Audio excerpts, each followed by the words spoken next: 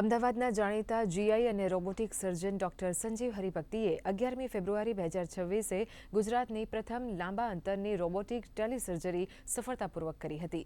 Doctor હરિભક્તિએ નવી દિલ્હીથી સુરક્ષિત હાઈસ્પીડ નેટવર્કનો ઉપયોગ કરીને રિમોટલી ઓપરેશન કર્યું હતું, જેમાં સ્થાનિક સર્જિકલ અને એનેસ્થેશિયા ટીમ બેડ સાઇડ પર મદદ કરી રહ્યા હતા.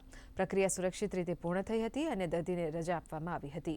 આ અંગે વાત કરતા ડોક્ટર સંજીવ હરિભક્તિએ જણાવ્યું હતું કે આ ટેકનોલોજીની સિદ્ધિ સ્વદેશી એસએસઆઈ મંત્ર 3.0 રોબોટિક સિસ્ટમ દ્વારા શક્ય બની હતી, જે રોબોટિક ટેલિસર્જરી માટે લાયસન્સ પ્રાપ્ત છે.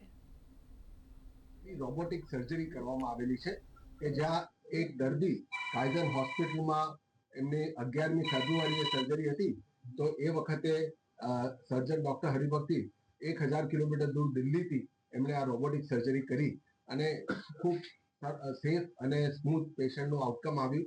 પેશન્ટ ડિસ્ચાર્જ બી થઈ ગયું અને આ જે સર્જરીની જે ટેકનોલોજી ડેવલપ થઈ છે, ટેલી સર્જરી કહેવાય, રોબોટિક સર્જરીના માધ્યમથી જે થાય છે, એ ટેકનોલોજી ભારત દેશમાં સૌ પ્રથમવાર ડેવલપ થઈ છે.